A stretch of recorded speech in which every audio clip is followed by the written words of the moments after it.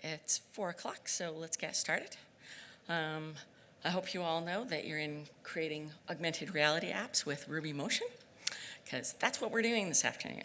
My name is Olson, and my company is the Windex Group, and I run the Windex School. Okay, so how many of you actually know or have used RubyMotion before? Hands up. Okay, good. So I have about a few minutes, 5 minutes, 6 minutes of introductory to let you know what RubyMotion is all about. So why RubyMotion? Well, heck, because it's Ruby, right? That's what Matt said this morning. That's why we're all here. But for augmented reality apps, it's mobile native development. So why wouldn't we use stuff like Objective-C or Swift or even React Native? Okay, let's take these one at a time. Why not Objective-C? I've used it. The syntax is pretty ugly and hard to read. And it's the old, uncool language at this point. So why not the new cool language, Swift? As a language, Swift has been evolving really fast. There's been a new version every year, or 5 years, that breaks backward compatibility. Although I must admit, the last release, they actually decided to do something to fix that. However, in one of the previous 4 years, you were SOL as versions of Swift came out, and your apps that you'd written in the previous version of Swift would be broken in the new version. And in 5 years, they've managed to raise the complexity of the Swift language up to the point that it's challenging Java for complexity. That's not a compliment. And I will say one nice thing about it, its syntax is nicer than Objective-C. Okay, so why not React Native? I'm sorry. Okay, no, I'm not sorry. I really, really hate JavaScript. And despite the fact that native is in the name, they can't really fool us. It's not actually native. So there's that. And I don't know, in my experience, every mobile app that I ever really hated, I found out was written using JavaScript. So I don't really want my apps to be hated. Okay, so let's do our super lightning intro to RubyMotion. Actually, RubyMotion is in the process of being rebranded to Dragon Ruby, which is a way cooler name. Now, RubyMotion apps were created from the command line. So we can do this and not use Xcode. And I don't know, Xcode is not going to win anybody's favorite editor of the year award. It's just not that great. So you can use your own favorite editor to write your RubyMotion apps. That also makes RubyMotion really accessible and friendly.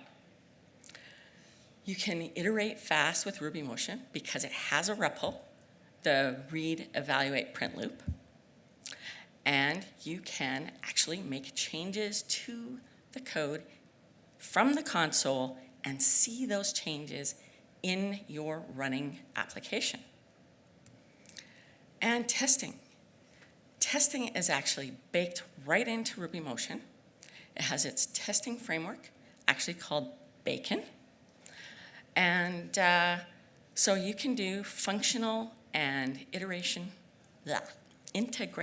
testing with RubyMotion right from the get-go without many problems. And we've worked hard with finding the problems that people find really difficult, like deploying apps to devices and uploading them to the App Store. And we've created libraries to help deal with that. There's motion provisioning that helps you provision and get apps onto your own device for free. And there is Motion App Store. Not free, but Motion App Store lets you get your apps up into the App Store. Okay, so RubyMotion in a nutshell, all of that, and it's real native code. It's statically compiled, it runs on top of the Objective-C runtime, and it's all native. So, why did I choose RubyMotion? Well, when the App Store first came out, I was like, I so want to write an app. And I had this app in mind. I'm not going to go into it in any detail. It's called Wimby. If you're interested, you can go to that URL. But when I started to write it, I had to use Objective-C. That was the only game in town. And really, I still disliked it. I mean, I used Objective-C back before the iPhone existed, writing plugins for Photoshop. And it was hard. It was always hard, and it was always hard to read, and it was ugly. And I found that switching from my day job as a Rails developer back into my project on the side, writing an app, that context switch was really brutal. And if I ever left it for like a couple of weeks and didn't work on it, it was like starting fresh every time. And that really sucked. And I ended up hating working in Objective-C, and I hated working on my app. And then, RubyMotion came out. And it was so much better because I could write in Ruby, and I could use all the Ruby tool set, like Rake and Bundler. So that made a huge difference in me liking writing my app again, and I actually did eventually get my app finished. However, there are difficulties, and that is there's a lack of good, deep examples in RubyMotion. And so you find yourself with this constant need to go and find examples written in Objective-C or written in Swift and translating. And that's not fun, like really not fun. So I thought, why not teach? Now I've been teaching Rails to people from outside the Ruby community for years now, and as a side thing. And I teach Ruby on Rails for developers from other frameworks. I teach Rails to iOS developers. And I've always found that those were really fun things for me to do. I enjoy teaching. So it eventually occurred to me, maybe I should start teaching RubyMotion stuff. And honestly, I love teaching. But those courses that I taught, like over weekends and that, like talking, standing in front of people for 2 days, man, live teaching is so exhausting. Honestly, talking makes me dry. Okay, so I thought, well, if I don't want to do live teaching, maybe I could do online teaching. And that's when the WinX School was born. Yes, I do work from home. It's fun, yes. Okay, now I got to it. I got through all the intro stuff. You did come here for augmented reality, right? So here we go. In my school, one of the things that I want to do most is cover the topics that people want to see. And augmented reality is, of course, the new cool. And there's so many things that you can apply augmented reality to. I mean, there's apps now for helping veterans manage anxiety. There's apps that companies are created like Panera to let their customers see nutrition facts on their products. So many. Even the little college from from the city where I live now has a whole program on virtual reality and augmented reality. And they're not just teaching the technologies, they're teaching the application of the technologies to journalism students, and they're using virtual reality and augmented reality to teach They're policing students how to respond to dangerous situations. So augmented reality, man, it's the wave of the future. But if I was going to teach in my school, I needed to have some good augmented reality examples. This, by the way, is my sticker. So if you guys want a sticker at the end of the talk, I got a bag full. And of course, for augmented reality, you have to start somewhere, don't you? So, augmented reality, hello world. And I know nobody wants to see hello world, so we're going to do it live coding style. Okay.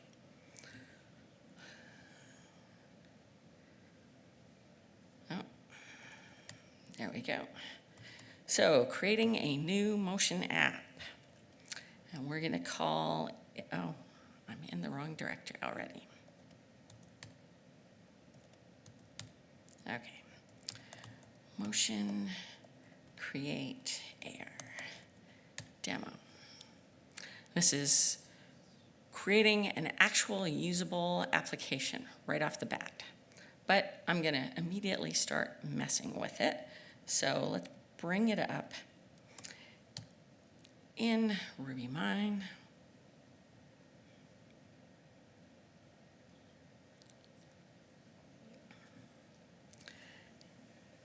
And we will start with our gem file. Okay, now I need to add a couple of gems right off the bat. First of all, I need to add a gem to get around some annoying nagging messages from the iOS stuff about not having a splash screen for my app. Splash. And then, one of the problems with augmented reality is it doesn't run in the simulator because the simulator doesn't have a camera. So you actually have to run it on a real device. So right off the bat, we have to use motion provisioning to run our application. So let's get those installed. Really? Okay, all you guys, get off the Wi-Fi.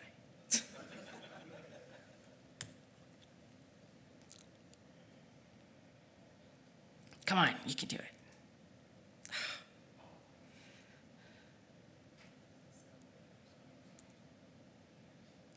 Okay, the backup internet on the phone,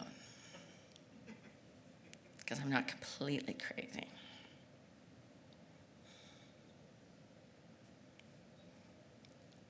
Oh, come on. Well, I'm going to try this one more time.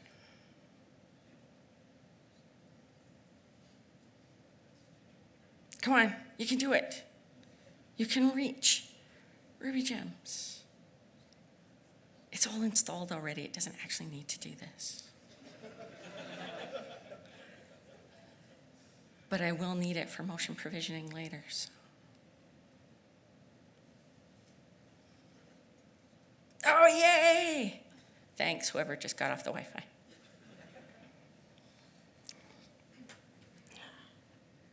Take my chance to drink now.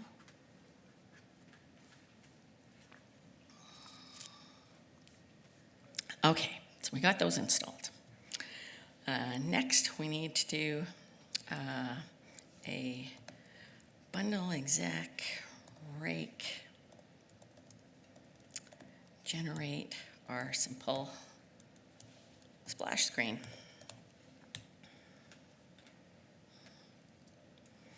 And it's telling me that I need to add this line to my rake file, so good thing I wanted to use the rake file next. And we'll go down to there. Okay, there's a few other things we need to do in our rake file. This is just the standard rake file that comes with your motion applications. And there's a whole lot of comments in here that you mostly don't need. after you get going, but they're sure handy. And one of the things it says here on number 4 is, your app identifier is needed to deploy to an actual device. Yes, so I need an app identifier. This needs to be something somewhat unique when Apple is creating these. So I always do it like this with my company name, and then it only has to be unique within my company space. And next, we need to do a framework because we're using ARKit. And we're also using something called SceneKit. Okay, because I don't want you guys to get bored watching me type, I am going to my other window, where did it go? There it is. Okay, this is just a nice block of code that lets you provision your app. Code signing certificate, provisioning profile, necessary so that you can get your app onto a device. But this is all you have to do. And the motion provisioning gem takes care of the rest. I also want to pull up some more stuff because when we use AR on our phone, we are using stuff that Apple says we have to ask to use, like the user's location and their camera. We can't use that without asking. So we need to provide some text that gets popped up on the screen when we do that. Okay, that's it for our rig file. So let's move on to code. This is the only code in the project. It actually creates a window and shows it to you, but I'm going to do a new one. So I'm just going to create a new controller, and we'll call it the AR View Controller. So AR View Controller.rb, and it's a class. It's AR View Controller, and it's just a UI view controller. And I know that I'm going to need a couple of instance variables, and those are going to be the scene view for our AR scene and the scene config. So when we create this stuff, a UI view controller is actually an Objective-C class. And so there's a little bit of different stuff around creating new things. We need to have an init function. I don't really need to do much in it, but I'm going to call super. Oops. And that's all I need to do there. Okay. Yes, I have notes. You didn't think I was going to do this just from memory, did you? Okay, next up, we have to have a scene view. So we'll create that inside a method that we get from UI View Controller called viewDidLoad. And in there, as always, we should call super in all these. And in it, we're going to create our scene view. And it's going to be an AR scene view. And when we create these new things that are Objective-C things, instead of calling new, we call alloc and init. You can call new, but this is a good reminder that this is an Objective-C class that we're calling. Now we need to set up on our scene view that we're going to auto enable a default lighting, because without that, you just get ugly looking things. And when we use this, we have nice lighting appearing on the objects that we add to our scene. So we'll say we have that, and the scene view needs a delegate. I'm not actually going to do anything about implementing the delegate functions, but it actually needs a delegate. So we'll just say, yeah, me, my class is the delegate. And last, we need to tell it what its frame is, basically what part of the screen it's going to take up. And we can do that in RubyMotion with nice little arrays instead of ugly Objective-C macros. So we do that. Now I could have installed another gem to make this prettier, but I just thought I'd give you an appreciation for all the stuff that you have to do to dig down into Objective-C sometimes. So to get the height of the screen, that's what I have to do. Okay. And we're going to do width and height. So this is basically specifying a corner for this and then a size, and that's the frame for our scene view. And last but not least, our self.view is going to be this scene view that we just created. Okay, so that's it for our view did load. We still need a configuration, and we're going to create that inside our view will appear. Now it takes a parameter, but I don't care about it, so I'm just going to do that. And it is now our scene config we're creating. Oops, I forgot. Call super, always call super. So our scene fig is being created, and it is an AR world tracking configuration dot alloc init. And now we just have to tell our scene view about this configuration, and in it we just say, hey session, you need to run with this configuration.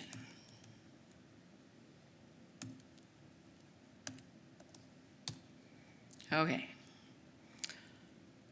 Now that's all like boilerplate. We've created our scene view and our configuration. What we don't have in it yet is anything interesting. Like, it's just an AR scene. We need to put something into it. Oh, okay, one more thing. This isn't in my notes, but we should do it anyway. If you're going to have a will appear, you should have a will disappear as well. And you can do nice cleanup things in here, like tell our scene view session that it should pause. And again, I forgot to do super. There we go. Okay.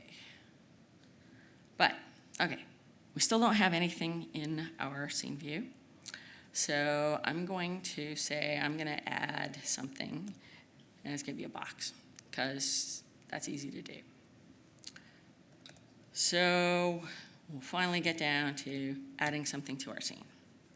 Add a box.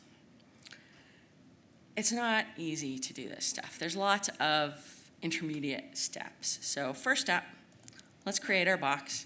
This is just sort of geometry. An SCN box, and it's a box, I wish, with a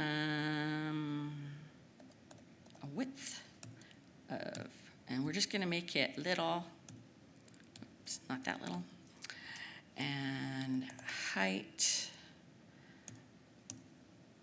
and length. No, I can spell. And unfortunately, this method also takes another parameter, and it's not optional. That's called a chamfer radius. That is just, you know, complicated, make the corners round, and I don't care, so I'll just say 0. So I have a box. It's just geometry. Now I need a node. A node is what I need to put into the scene. So we'll create a node. And we can create this node as a node with geometry of our box. Okay, we have a node now, and it has dimensions. Now we need to tell it where it's going to be. So we need to give it a position. And again, nice array stuff, because RubyMotion. And I just want it to be like out here in front of me. I don't want it like up in my face though, so we'll just do this. It's gonna be in front of me, right in front of me, but maybe just a little lower. Okay, I have a node. Now what? I need to add that node to a scene, but first I need to create the scene.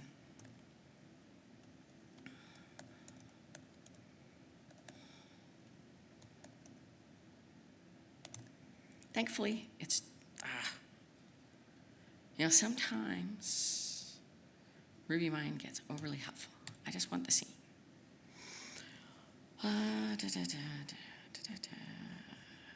Yeah, so I have a scene. Now I can add a node to it. Now it has, by default, something called a root node, and I just add child nodes to it.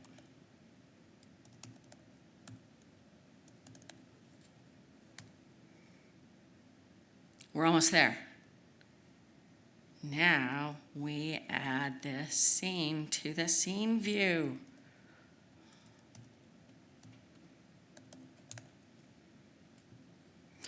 Whew. Okay, that's it. That's the end of actually coding up an AR example. But you guys want to see this, right? Okay, so I have my phone here. It's real live. It is my phone. It's plugged in. And I'm going to, if I just did rake now, it would run it on the simulator, and that wouldn't do anything because. So I'm going to rake device it and go right onto my phone. And this is motion provisioning. And you do need to have an Apple developer account, but those are free. You don't have to do the pay for one. Please. Okay, it made the connection, yes. Now it's compiling, because this is statically compiled. It's compiling that splash screen for us from the storyboard. And now it's putting it on the phone. Unfortunately, right now, there is a bug in the REPL. The REPL can't connect to real devices right now because Apple messed that up when they ripped iTunes apart. Okay, so they should have it fixed within the next week or two. They're working on it. But meanwhile, if you need the REPL, you have to use the simulator. But you can see now that there's a new app on the screen that wasn't there before. It's called AR Demo. We bring that up, and it's going to ask for access to the camera. So we say, okay. And there it is, guys.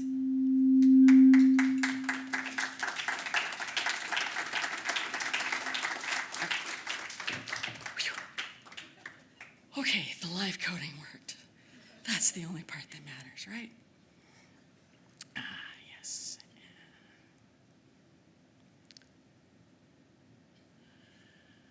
Okay, so that was our live coding. Now, Hello World is interesting, but if I want to do this in my school, I need it to be a little more interesting than that. So I like to call on other tutorials. And Ray Wenderlich has some really good tutorials, and he has an augmented reality iOS tutorial that is location-based. And I was like, yes, I'm good at maps. I can do that. So we went with this places of interest, and it has a lot more to it. right, I'm going to quickly, wow, deck right out again, and this is the code for the places of interest. There's not a lot more. Now instead of one controller, we have 3. But the master view controller is kind of like, it only controls flipping back and forth between the 2 other controllers, one of which is a map controller, which is pretty much a standard map controller as far as iOS development is concerned, where we put some pins on the screen, and I'm just going really fast through this because you guys can look at the code later. And our AR view controller here is actually not really a whole lot different than our old one. It does have this nice little world alignment because on this app, we would be moving around. So it needs something about gravity, and we add some interesting things that we will see in a moment, and we pull some data and do some math, and yeah. Okay, this will be more interesting if we bring this app up. Places of interest. Okay, so you can see as I swing the phone around, it's orienting. And I can choose one of these pins, like this one, and it's the Black 13 tattoo parlor down the street. Okay, that looks interesting. Let's go with that. Okay, now what's this thing? Well, it's a pointer, and it's pointing at, oh, okay, the Black 13 tattoo parlor is like over there. That's where it is. And that little green thing that you see there, it's not very little, actually. It's only little because of how far away it is. We can use this pointer and follow it all the way to the tattoo parlor, and when we get there, that green pylon is like this tall. And that is our point of interest application. Okay, so let's get back to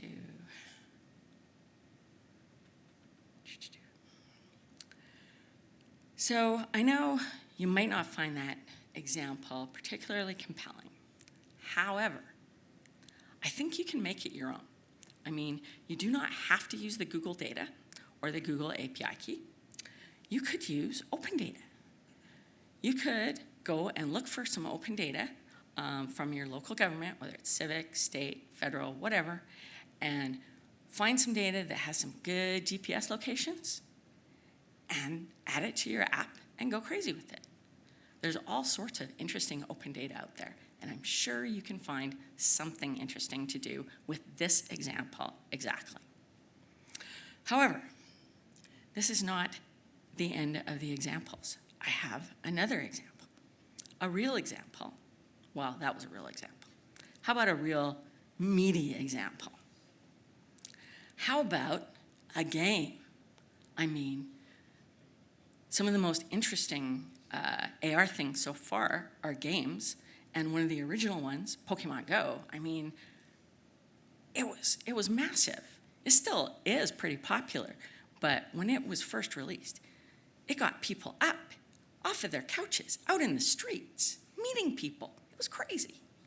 So maybe we should do a game. And so I did.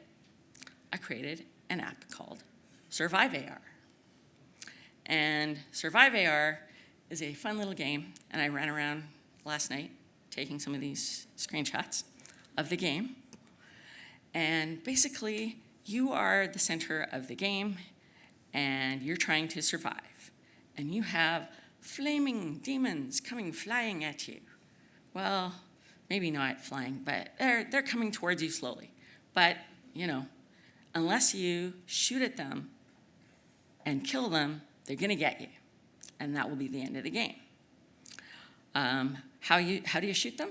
You target them with that little target, and then you tap on the screen, and it shoots at them, and it's all AR, so it's like real physics. So unless they're like really close, you're probably gonna miss.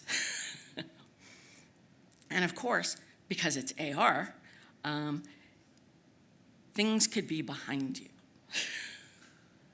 So we have a little mini map down in the corner, and it shows you that there's stuff behind you right now that you can't see, and you need to turn around to see them. But this is hard to describe, so let's do the video.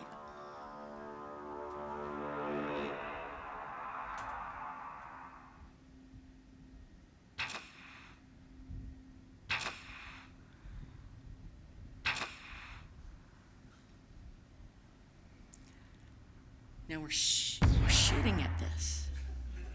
And you can pause the game. Yep, you can pause the game. So if they get too close, you can pause. If you miss, it spawns an extra demon. So don't miss. And there's fun things, like eventually you're gonna run out of ammo too, right? So after you run out of ammo, the game is going to spawn an ammo cart for you. Wait for it. It's coming. There we go. The ammo cart just spawned. That's that little blue dot. And now you have to run for it. Don't play this game inside. You wind up running into walls.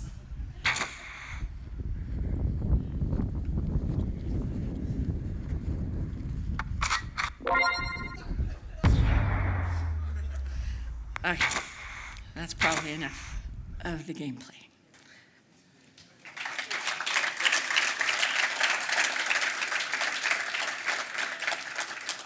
I would love to do the quick source walkthrough, but I'm running out of time, so I want to keep going.